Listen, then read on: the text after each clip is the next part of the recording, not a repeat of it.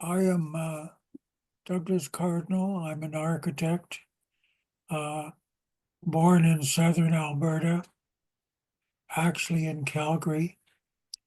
My father was uh, he was had Blackfoot heritage, and my mother had German heritage.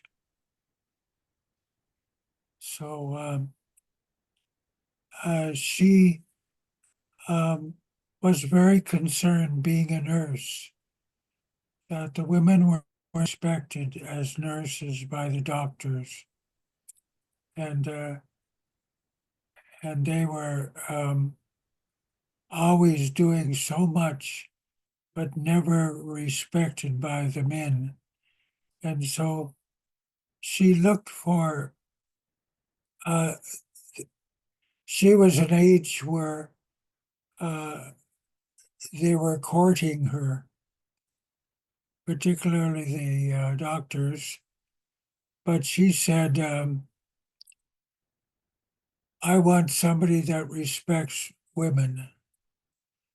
And she had, my dad's sister was working as a nurse at the time, as well in the Paducah Mental Hospital, where she was a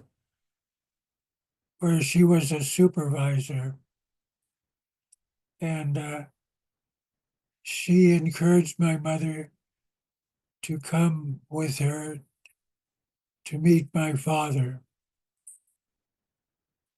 And when they met, my mother discovered how much he respected women, and that was because he was taught by his grandmother and, of course, his mother, who had a Blackfoot heritage. Actually, his grandmother was head of the Good Striker clan. Now, the Good Strikers uh, were actually led by a woman, my grandmother.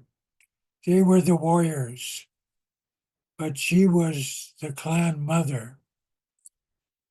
And so, as the clan mother, uh, she had a relationship with the Sioux grandmothers. And the Sioux were always come uh, to uh, to extend their land and their resources on Blackfoot territory. And the Blackfoot people were doing the same with the Sioux. So they're continually fighting each other. And so my grandmother also had uh, Sioux heritage, because the grandmothers got together centuries before, and they came to an agreement that their young men, their young studs, their their strong men were all being killed in the wars between them. And the grandmothers decided uh, that was not right for both tribes to do that, because Mother Nature didn't have the males killing each other for territory. Mother Nature, particularly the wolves, did not kill each other for territory or females. So they decided that they would learn from the wolves about battling, their male battles for territory. And so what they decided to do would be that the first warriors that would come out uh, would have nothing but a coup stick. It's a stick that's straight with a hook on the end. And they'd ride into battle with just nothing but a coup stick. and then they would wrestle with the other tribe that had coup sticks with each other until they could take the coup stick from the other person and then ride back. And so then the chiefs would get together in a in a in a separate meeting, and they would count the coup sticks, and whoever had the most coup sticks would negotiate the territory without killing anybody. And so that was my grandmother's tribe, the good strikers, because they respected life. And that was the grandmother's uh, doing. And so she was the clan mother of the good strikers, my grandmother, my father's grandmother. So my father took me to meet her when I was about 5 years old, because he felt that as a child I should meet my grandmother, whom he loved very much.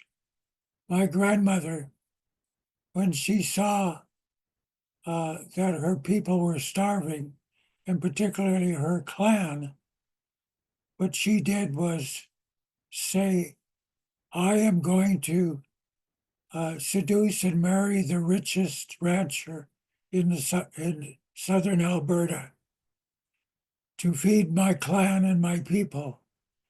And so what she did was got on her horse and went hunting. And she found William Samuel Lee with thousands of head of cattle. And she seduced him and married him and adopted him into the tribe. And he became a member of the tribe, and so she fed her people with, and she turned her tribe, her good strikers, into cowboys. So they became cattle ranchers instead of warriors.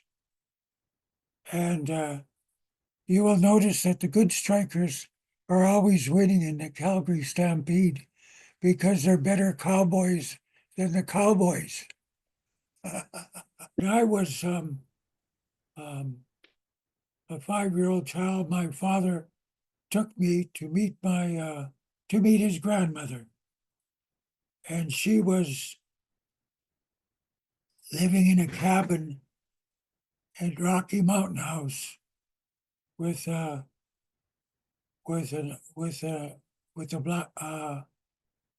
He was actually, I believe, he was a Ojibwe elder. I'm not sure, but he was a native elder.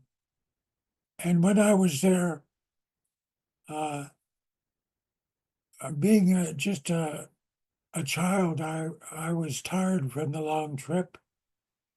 And so she put me in a room, a private room, where it was uh, sort of off limits. And that's where her husband had prayed and had his medicine bundle and all his pictures and all his tribal regalia was there. So when I was there, I I saw this medicine bundle in a way back in a shelf, and just being a curious 5-year-old, I took the medicine bundle out, and I didn't know I was not to touch it, but I took the medicine bundle out and put it on on the floor, which was a buffalo skin, I was sitting on, and I opened it up, and I saw all these really beautiful carvings, uh, pipe pipe stones, and images carved out of pipestone, red pipestone, and other tobacco pouches and things. And I took them all out, and I unwrapped every one of them and put them all around me. And because I was so curious at a 5-year-old about these objects, they were quite beautiful objects, and I was very curious. And then he came in the room. He says, "No one touches my medicine bundle. No one." And he came to his uh, his wife and said, "Look at what your grandson is doing." And she says, "Yes, I'm looking. When was the last time you opened up your medicine bundle? And when have you aired out your medicine bundle and prayed with all those souls?" And and he said, "Well, it's been a while." And she says, "Right, it's been a while. And now it's opened. And now we should have a prayer. We should say our prayers to all those little souls." And he says, "But he touched them all. No one touches my bag." And she says to him, "Now you have to understand, he's doing what is natural to him because my blood flows in his veins, and it's natural for him to do that. I would have done the same. It's time you opened your medicine bundle and and said a prayer and said your prayers. It's time you should have done that. Shouldn't you?" And he said, "Yes, I should have." And he said, uh, "But this is just a child." And she said, "Yes, he's not looking for anything, but it's just that his blood is flowing through his veins. My blood is flowing through his veins, and he's doing something very natural to him. And one day he's going to have his own medicine bundle. I predict that." And so she said, "Let us pray together on each one of these little souls you have here." And she said to me, "All of these are sacred little souls. They mean something very important. And I want you to listen to every word that I'm saying to you.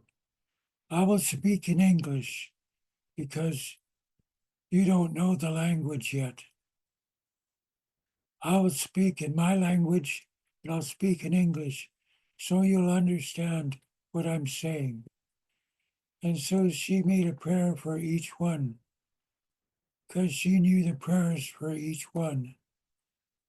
And he would after each prayer he would say, "Aha, aha," saying, "Yes, that's the prayer." So she was praying to each one, and and then she took the pipe out, the female pipe out, and she lit it, and then she sang the song and prayer, and then she gave the pipe to me to hold and to smoke. And she says, "You are now praying to our Creator." And I'll say it in my language. You listen to my language. That's your language too. And so she had my father and me pray with her with one of the pipes that she had. Then she turned the pipe in the four directions and set it in front of me. And she said, "That's the way we do it." And and I want I want to be able to teach you one day about your culture the way I taught your dad.